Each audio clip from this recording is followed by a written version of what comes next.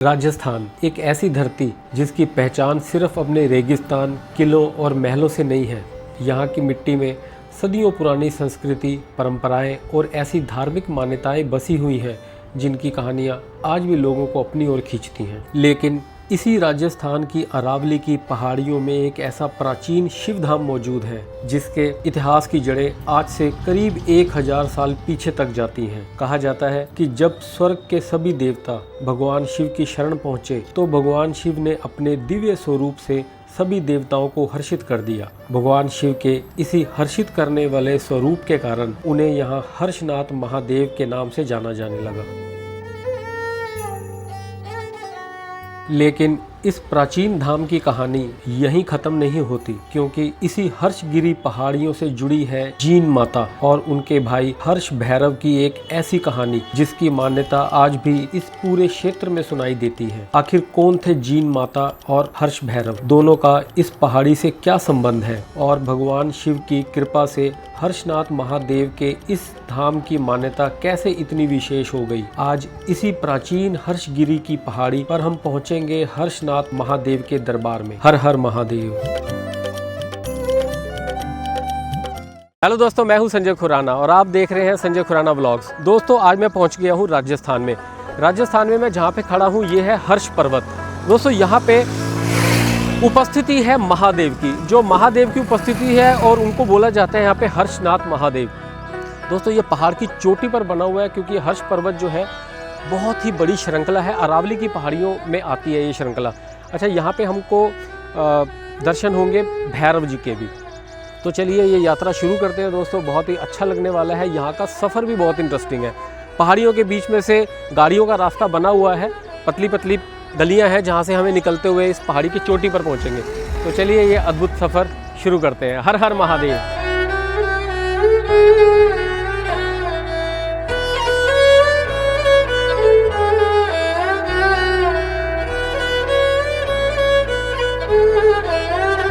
अगर आप यहाँ रेल से आना चाहते हैं तो सीकर जिले में हर्षगिरी पहाड़ी पर यह मंदिर स्थित है। सीकर जंक्शन मंदिर से करीब लगभग 22 किलोमीटर दूर बताया जाता है, जबकि निकटतम प्रमुख एयरपोर्ट जयपुर है।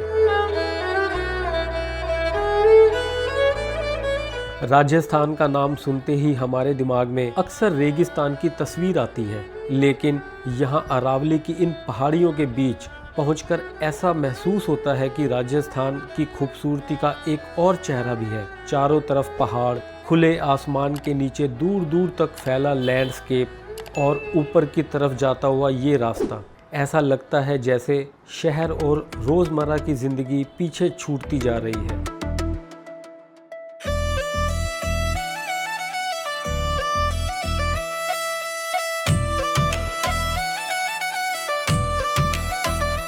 अब हम हर्षनाथ महादेव मंदिर के काफ़ी करीब पहुंच चुके हैं।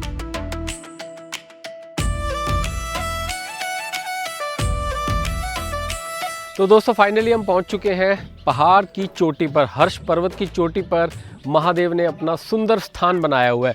मेरे पीछे आप देख सकते हैं कितना अच्छा लग रहा है यहाँ से दृश्य। अच्छा, एक और चीज़ यहाँ पे देखिए, ये पीछे पवन चक्की, यहाँ से जो बिजली बनती है ये पूरे बीकानेर को सप्लाई होती है। तो बहुत अद्भुत दृश्य है यहाँ पे, बहुत अच्छा दृश्य है। तो चलिए पहले महादेव के दर्शन करते हैं, क्योंकि महादेव जो है वो या तो गुफाओं में मिलेंगे या पहाड़ की चोटियों में मिलेंगे। मतलब अलग अलग जगहों पे महादेव के हमें दर्शन करने के लिए जाना होता है। तो बड़ा अच्छा लगा ये यात्रा करके। तो अब हम दर्शन करते हैं महादेव के।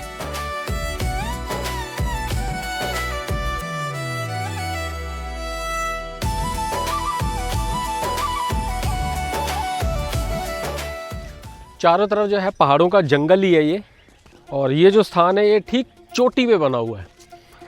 कहते हैं दोस्तों कि 1000 साल पुराना इसका इतिहास है मंदिर का।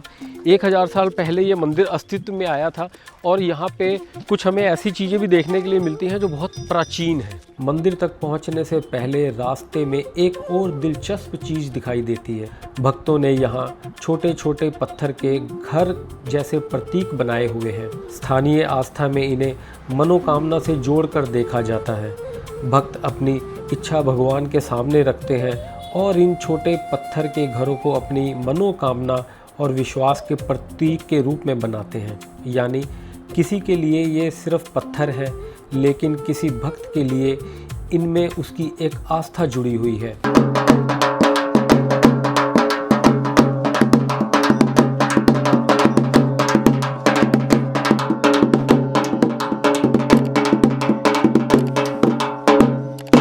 तो स्वागत के लिए देखिए राजस्थान का ये परंपरा बहुत अच्छा बजाया आपने। अब मंदिर तक पहुंचने के लिए हमें पहाड़ी की इन सीधी और ऊंची सीढ़ियों से होकर ऊपर जाना है। जैसे जैसे हम सीढ़ियां चढ़ते हैं, इस जगह का प्राचीन स्वरूप और साफ दिखाई देने लगता है। तो हर्षनाथ महादेव मंदिर का यहाँ पे जो इतिहास पूरा यहाँ पे लिखा हुआ है, आप पढ़ सकते हैं। लगभग 1030 में इस मंदिर का निर्माण जो है वो करवाया गया था। शासक जो थे वो विग्रह राज थे। तो ये देखिए, ये प्राचीन शिलाएं बनी हुई हैं। इन शिलाओं पे आप देखिए पूरी जो पहले के कैसे आकृतियाँ उभारते थे पत्थर में, उस तरीके से ये पूरी शिला हमें देखने के लिए मिलती है। तो यहाँ पे मंदिर परिसर में हमें इस तरीके की शिलाएं जो है काफ़ी देखने के लिए मिलती हैं। ये देखिए, ये पूरा एक मंदिर की शेप है। तो ये यहाँ पे मंदिर का एक ख़ास मैं आकर्षण बोल सकता हूँ कि यहाँ पे जो है इसको संजो के रखा गया है। देखिए, ये जो है आर्कियोलॉजिकल डिपार्टमेंट द्वारा इस चीज़ को पूरा संरक्षित करके रखा गया है धरोहर। मैं अभी आपको और दिखाता हूँ, मंदिर के दर्शन भी करवाऊंगा दोस्तों शिवलिंग के, पर पहले मैं आपको उन चीज़ों के दिखाता हूँ जो यहाँ पे चीज़ें संजो कर रखी गई हैं और इनका बहुत महत्व है। रास्ते में पत्थरों पर बनी पुरानी आकृतियाँ और मंदिर के अवशेष नज़र आते हैं। तो ये कुछ पत्थर शिला रखी हुई हैं और ये अपने आप में मतलब 1000 साल पुरानी ये सारी की सारी शिलाएँ हैं। देखिए, ये इसी मंदिर से रिलेटेड थे, बट अब कुछ चीज़ें जैसे इस्तेमाल नहीं हो रही तो उनको यहाँ पे डिपार्टमेंट द्वारा रख दिया गया है। अब आने वाले टाइम में इनको डेफिनेटली जो है एक म्यूज़ियम बनाएंगे जिसमें ये सारी की सारी चीज़ें इसके डिटेल के साथ वहाँ पे रखी जाएंगी। तो अभी फ़िलहाल इनको इसी तरीके से ओपन में रखा गया है। और अब सामने दिखाई देते हैं भगवान शिव की सवारी नंदी महाराज। पत्थर से बनी नंदी जी की यह प्राचीन प्रतिमा देखकर पहले यहाँ आने वाले श्रद्धालुओं की आस्था का अंदाजा लगाया जा सकता है।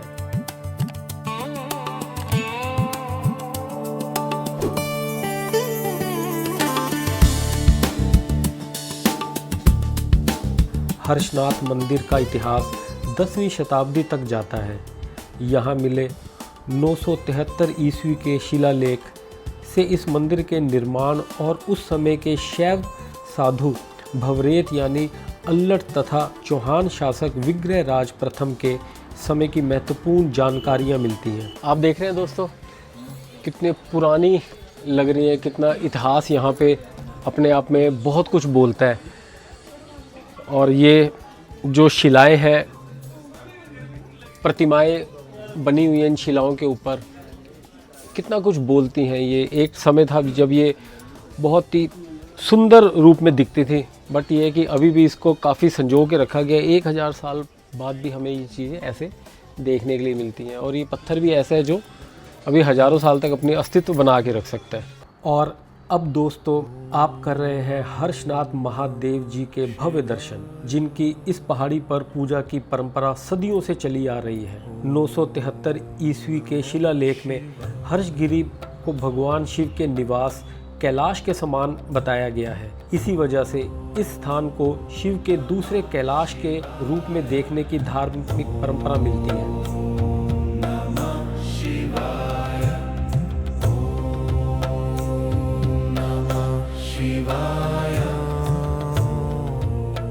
यही है वो स्थान जहाँ पे औरंगजेब ने आक्रमण किया था। कितना पुराना होगा अपने जी? 1150 साल पुराना ये इसका अस्तित्व है शिवलिंग का।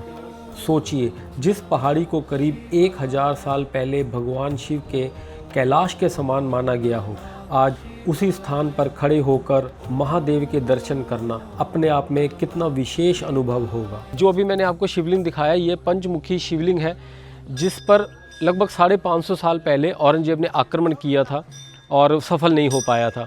तो देखिए इस अद्भुत जगह पे इस समय हम खड़े हैं।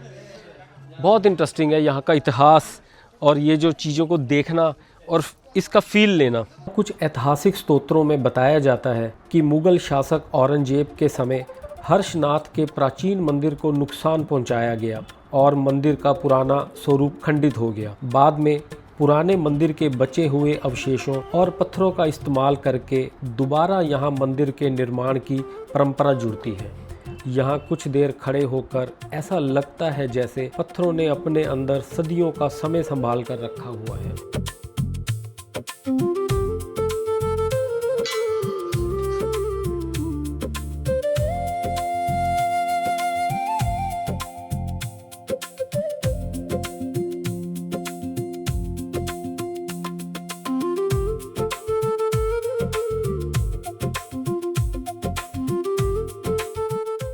अब दोस्तों हम पहुंच रहे हैं हर्ष भैरवनाथ जी के दर्शन करने, जिनका संबंध इसी क्षेत्र की प्रसिद्ध लोक कथा में जीन माता के भाई हर्ष से बताया जाता है। नागेंद्रहाराय त्रिलोचनाय भस्मांगरागाय महेश्वराय नित्याय शुद्धाय दिगंबराय। मान्यता के अनुसार जीन माता और हर्ष भाई बहन थे।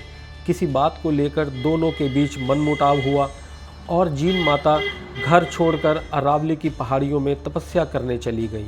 जब हर्ष को इस बात का पता चला तो वे भी अपनी बहन को मनाने के लिए उनके पीछे पहाड़ियों तक पहुँचे, लेकिन जीन माता वापस जाने के लिए तैयार नहीं हुई।